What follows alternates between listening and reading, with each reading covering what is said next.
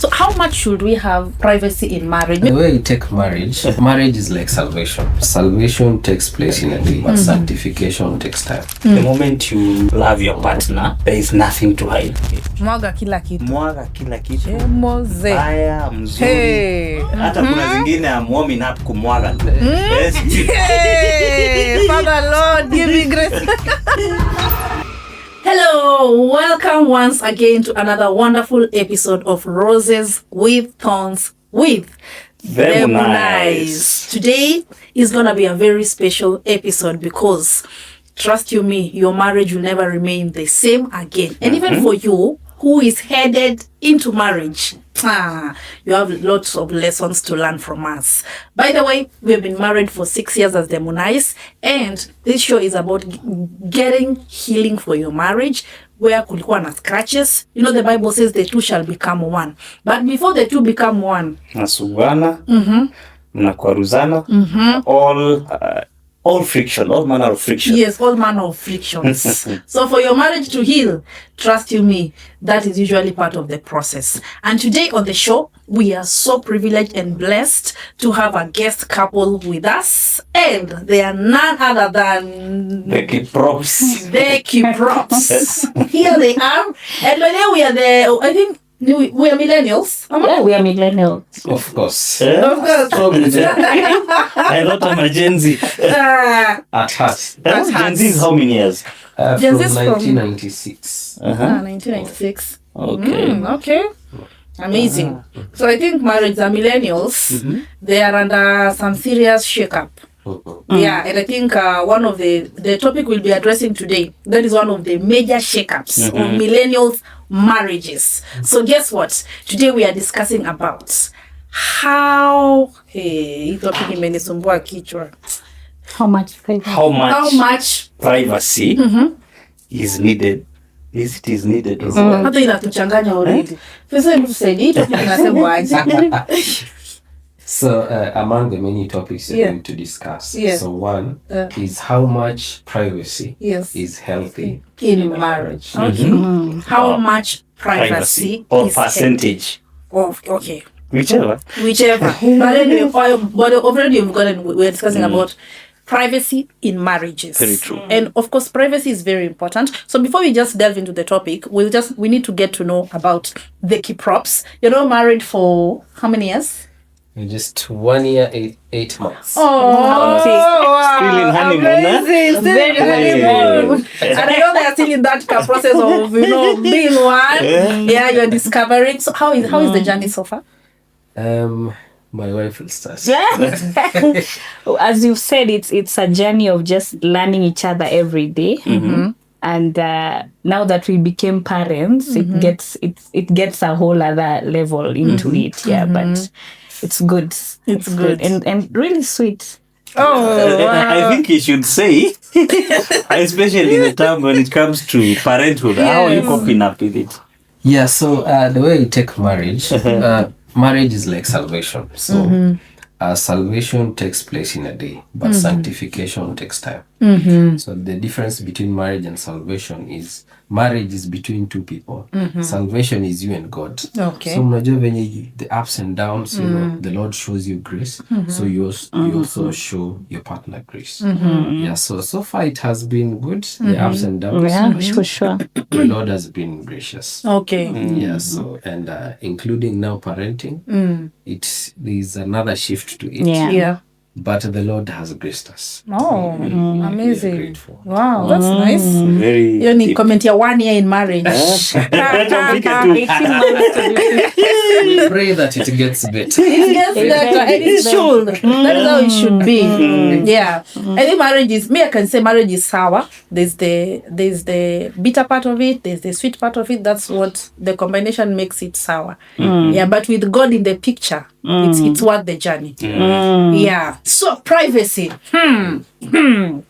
Tuanzie wapi? So how much should we have privacy in marriage? Maybe we can start with the area of someone's past. Yes. Is it should we reveal our past? Whom you dated? You know, hey, should we? Why are you laughing, Munai? Why are you saying, oh God? It's just a question. Yeah. Okay. Yeah. Should we? What do you think, Mr. Munai? For me, I think what I've seen, the moment you love your partner, there is nothing to hide. You find yourself, because now she becomes, besides being a wife, she becomes your best friend. When you have a best friend, you don't hide anything. Utajipata tu kila kitu that has happened in your life, because she's not only your wife, she's your best friend. So she understands everything. So for me, I feel as long your wife is your best friend, there is no need to hide. Mwaga kila kitu. Mwaga kila kitu. Moze. Mbaya, mzuri. Hata kuna zingine I'm warming up kumwaga tu. Yes. Hey, Father Lord, give me grace. Yeah. That is my thought. Okay. Yeah. Yeah, so should you start or let's Please do. Start. So one, Yeah. before you get into marriage, you know that marriage, the two of you become one. Yeah. Right. So the issue of privacy is not in question. Like, you should know your partner as much as possible. And but it is not really practical to know everything all at once. One, you have the luxury of time. Okay. You have a whole lifetime Yeah. ahead of you. So the first things, before you even get married, there are some things you need to reveal to your partner. They are very, let's say, foundational things. So for example, in your past relationship, you had a child. You know, those are not things that you will, anitamwambia for As time goes, yeah. those are things that are very foundational that needs to be laid on the table mapema. So the way I always see it, you should be very honest with your partner. If this is something that would cause him or her to say, I wish you told me this. Then that is something that you should lay it on the table from the very beginning. Okay. Yeah. Now, kuna vitu kama, let's say, for example, X. You see, and a very practical example is the both of us. Yeah. I didn't reveal who my ex was. Imagine. Please. Give us a break.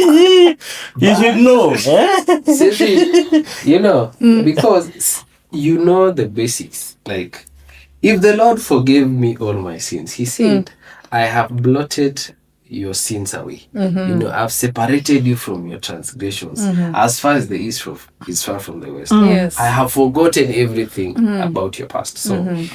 So there's that aspect of as we grow to get to know each other, there are some things that we will get to know about one another. Okay. Not foundational, but things just not very necessary, but well, they are good. They are just good To know. Okay. because it is also about protecting your partner. It is also once your partner knows your present and he's convinced about your present, your past may be ugly, but you also don't want to pour everything there all at once.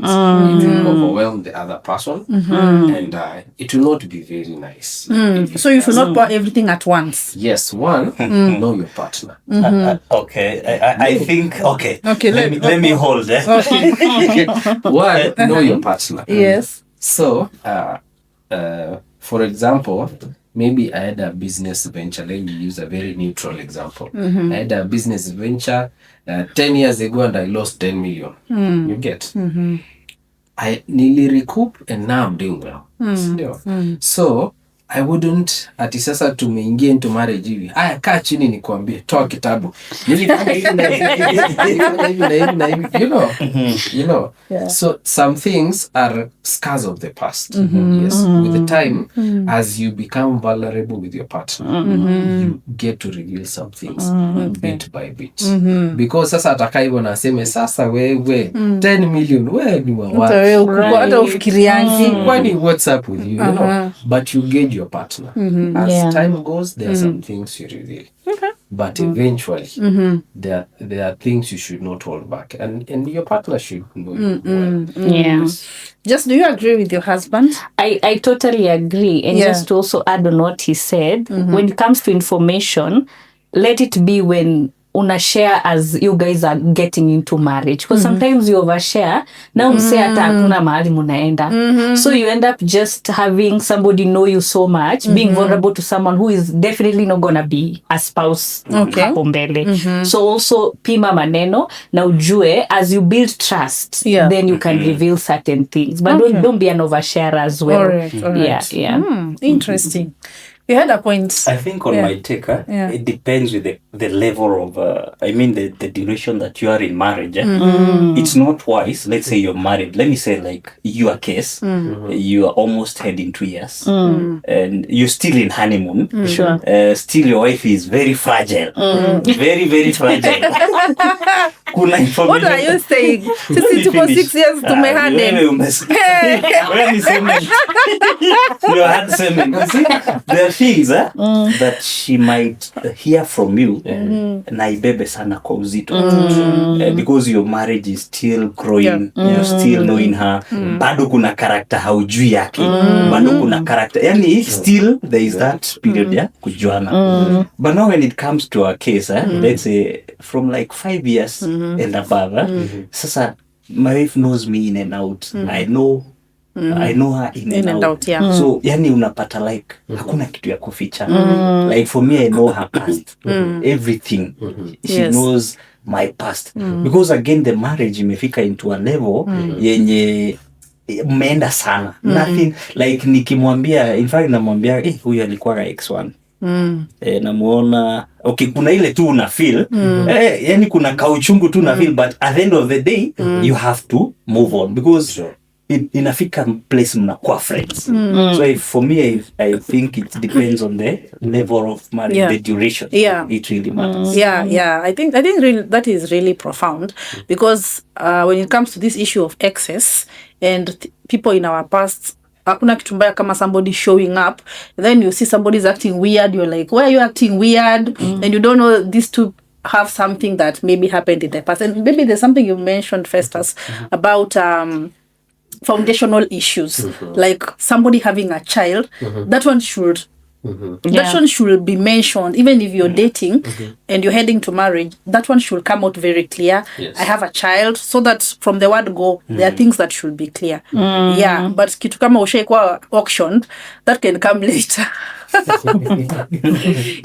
Even status like HIV status, those are things that should foundational issues, as you've mentioned. Are you in debt? Are you in debt? Really? You should mention that? Yes.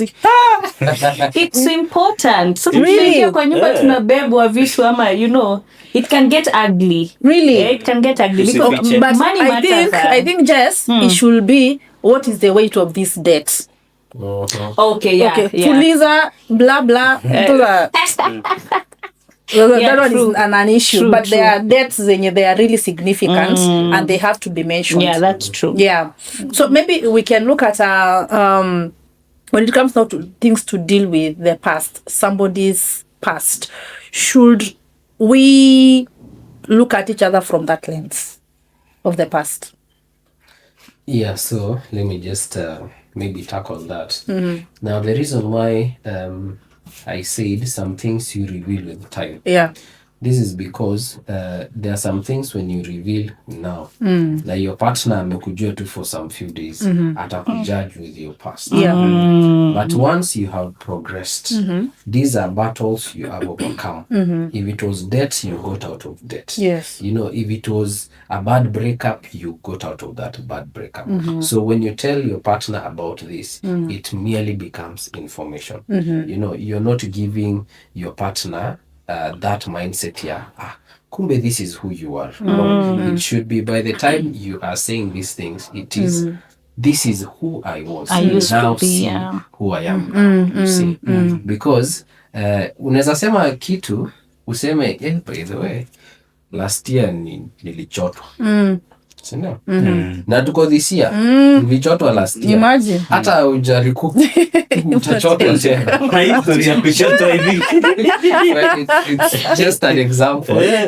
It's just an example. But once you say it, nilichotwa 10 years ago. That is your past. Now even it becomes like a testimony. I was in debt I got out of debt and see where I am now. These are the things I've learned out of that experience, and these are things I will not do because of that experience. You know, if it was a bad relationship and stuff, ulitoka huko na si tuko hapa na tuko sawa. Move on. And whatever mistakes I did then, Yeah. you are not seeing it here. Yes. So it becomes information. So you also don't want to, wanasema testimony haijaiva. Yes. Yes. It should be, as you're saying it, it's a testimony. Because as much as we are doing life together, there are things that it is a personal journey. Yeah. Yeah. And I think also people need to understand you're not dating or you're not marrying an angel. Any person you are meeting, mtu wako 35 years. This person amekuwa na maisha, si ati amezaliwa saa hizo akashow up. He has had a life. If it's a lady, this lady has been she has been meeting people. If it's a man, he has been meeting people. Yeah. So you also must have some shock absorber somewhere. Ujue this person amekuwa tu na life and it has not been a perfect life. Yeah. Right. So how much should we go with now revealing our friends? Mr. Munai, Like- do you usually feel like marriage comes to micromanage? Like, it's like, sasa, your spouse has to know your friends. I think Should you be private with your friends? I think I can say both yes and no. Sometimes, let's say, let me talk in a business perspective. Let's say I'm doing a business, and sometimes, you know, there's a difference between business and marriage. There's an extent that you should know as a wife, and I also feel we as men sometimes we need a little privacy where we're able to do our things, because when we feel so much micromanaged, we don't feel there is something that doesn't come out. Let me say, if I'm going to strike a business deal, tukienda na wewe ingine itaflop tu, but yes, privacy is good, but again, it's also not that good. So for me, I'm 50-50. So how is it flopping and you have Jesus with you? If that's And the deal woman or- of Proverbs 31. Yes. But then I've heard of that. You know, I've heard of that severally. That if your husband is going to strike a deal and the client is a lady, you should not show up as a wife You should not. because there's a way Yeah. in a It's Yeah. like unaenda yani, Ku protect Yeah. your territory. it's like you're too guarded. Yeah. It's like you don't believe in and us. if it's a man, don't. And if it's me going to strike a deal, I should not go with my husband. Yeah. Does it work? Maybe I don't see an issue with showing up. Well, it also depends on the person who is going to pitch the idea in terms of maybe it's an investor coming, sindio? And now Mr. Munai is going to pitch for maybe a contract. And then anaona wife ametokea hapa. So one, what I'm just maybe I'm in the mind of the investor. So this man, even the wife does not trust him. Mbona anajileta huko? Yes, CEO, yes, nini? Anakuja kufanya nini? You know, there's just a way. And then when it comes to ladies, and especially if you're going to pitch to a lady, there's just, I don't know, there's a favor. The you know, ladies, you just find favor with them. There's a sink, yani there's a They sink. think more. There's a sink, Yeah. Yeah. Anna is not only looking at whatever you're pitching, but he's also looking at the person. Wewe umekuja hapo composed, you know what you're saying, nini, you know. There's just a way you have owned the room and you have owned the conversation. You know, that speaks volumes. When your wife is there, you will have to include her somewhere. And you know, and ladies are very different. And you ladies know. And it is not conscious, it is subconscious. Utaona tu another lady and you're like, so if I can amebakisha hii makeup ni ya wapi? Laura, you know, it will just bring unnecessary tension. Yeah. But also, there may be some other investors who would say, wow, I love the way they are doing their thing as a couple. Yeah, I love the way they're united. Yeah. So maybe before that, just do research. Who is that person? If he's a family person, perfect. What to do. But let me ask Fisto, why, if this person feels bad when when he or she sees when she no, if it's the lady, the client is a lady, and if this lady sees the wife like me, na asikie vibaya, that means that lady is not genuine.